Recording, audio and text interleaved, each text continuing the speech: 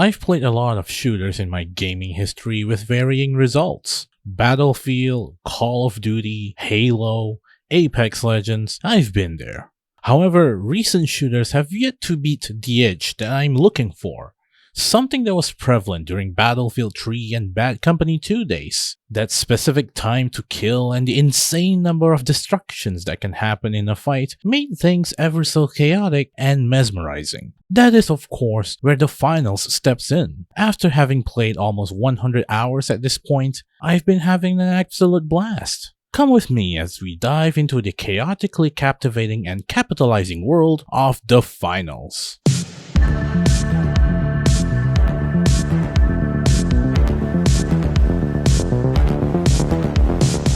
Developed by Embark Studios, The Finals is the world's greatest game show where contestants battle it out for fame and fortune in arenas that allows lots and lots of destruction and carnage. While hiding behind a wall or above a floor may be safe, it is only a matter of time until a well-placed C4 or RPG makes a hole in the wall, exposing you to other contestants. To add on to the carnage in the arena, the game also contains announcers that would do a cool play-by-play, doing intros each time, and even plays a loud buzzer when a team gets wiped out, which does a lot in keeping things interesting and also really focuses on the whole game show aspect of the game.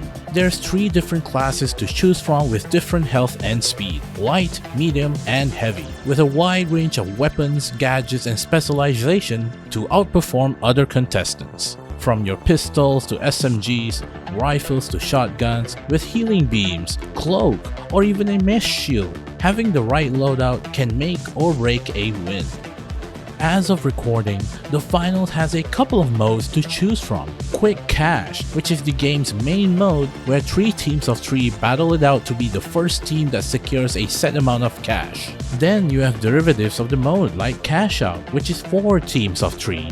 Or Bank It, where the main focus is to get cash by eliminating other contestants, collect their cash, and safely deposit them. There is also Ranked Mode if you're into it. In Season 2, they added Power Shift, where 2 teams of 5 need to bring the platform to the other side. If you have played Team Fortress 2 before, you know exactly how it plays. It is absolutely hectic, and no one is spared from the carnage in the arena.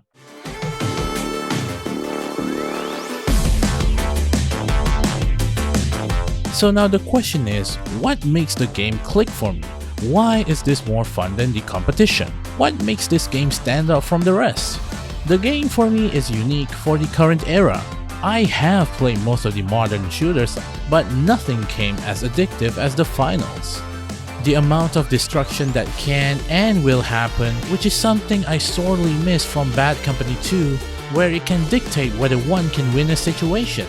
Areas too cramped and you need a way to bring the cash box down while also dealing with enemies hiding? Blow it up. It's so mesmerizing to see a proper building turned into rubble so easily. Then there's the time to kill, which is also very reminiscent of the Battlefield series. I think it's just right, and it still allows me to react and take necessary actions to counter my opponents or even run away. Does this mean the game is slow-paced? Absolutely not. During the heat of battle, picking the right opponents off to avoid being pincered can make or break a fight, especially in tight spaces. The weapons and gadgets too are very fun to use. Since I play medium class a lot, I love using the AK or the FAMAS to pick off targets as needed, then healing my team to ensure they don't die. Sometimes I will play as the light class and run around with the SMG or even throwing knives just to split them off quickly. The heavy class meanwhile lets me burn people off with the flamethrower or even smack them off with a sledgehammer. There's a class and weapons for everyone. The maps, while containing 4 at the moment, with Cis Horizon being the newest addition to the game, also have mutators that can dramatically change how each game plays out. For example, the same map can focus more on verticality, but other times it can be foggy or dark, reducing overall visions to players in the game. The best part is that almost all parts of the map can be destroyed to make room during a match. I also love the fact that the whole feel of the game is unique, being a game show and all. You start off like a newbie with bare minimum outfit, then the more you play, the more stuff you unlock through the battle pass or the progression system, or even in-game events that happen from time to time, allowing you to customize your own character to your heart's content. Currently, I love Season 2's max viewing skin. Something about object hits makes it look really good. Aside from the gameplay, the amount of content Embark put into the updates, which comes almost every week, is kind of crazy and commendable. There's always something new to look forward to. Whether it's a new skin or new mode, or even a small balance patch, they got it all. As of writing, they introduced a mode called Terminal Attack, which comes with its own rewards for participating in it. I don't think any other games are willing to take risks like this, knowing that it can segregate the player base even more, but if it exists, there's a player base for it. The Finals' monetization is pretty common with other free-to-play games out there. It has a battle pass with both free and paid tracks, and an in-game shop that sells only cosmetics. However, it's still following the same current nonsense of weird numbered currencies that is very common nowadays. I just wish that we can get a flat price or a more reasonable numbers instead of whatever this is. The cosmetics they have are also great and hilarious, like this ridiculously large spoon, or an SMG that reloads by changing the cartridge. How about scissors or playing cards for the throwing knife, or even a freaking pencil for the dagger? It is absolutely wacky for what it is, and it helps build a rather unique set of looks for your contestant and class.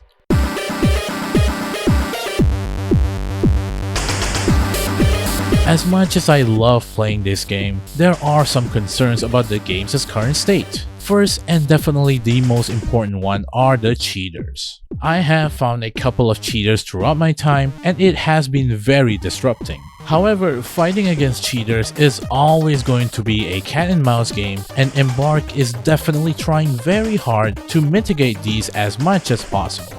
They are also allowing players to submit videos of obvious cheaters to be banned, while also encouraging them to use the in-game reporting system. Next is the uniqueness of the game itself. Because of how unique the Finals is compared to other shooters, it can potentially turn people off. It's not like Call of Duty where you can run around killing other players. There are actual thinking and planning required while playing, as it can lead to either a victory or a wipeout that can cost the team time and potentially a loss as well.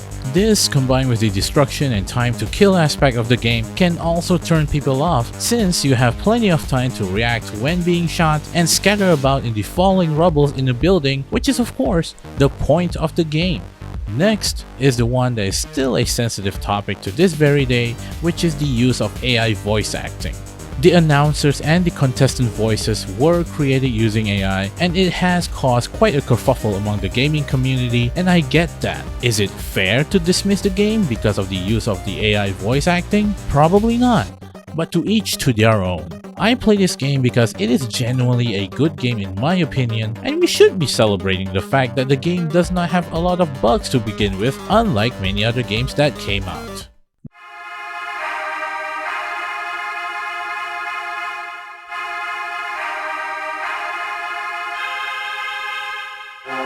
The Finals is such a breath of fresh air on the FPS genre. The insane amount of destruction, the great time to kill, the satisfying gunplay, the ever-evolving maps, and the absolute bonkers of the game's overall theme that is building up throughout the months is great to see.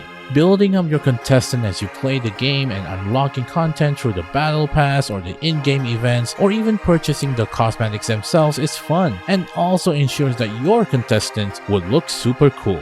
The game still struggles with cheating issues, but as mentioned before, it is a game of cat and mouse after all, and it will take time until most of the more obvious cheaters are gone, while the more subtle ones gets taken off one at a time.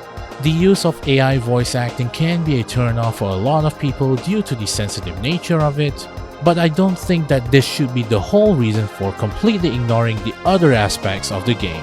I hope that the Finals live as long as it possibly can and don't end up in yet another pile of failed live service games. If it does, I hope that Embark would attempt to preserve the game in one way or another instead of letting it get lost in history.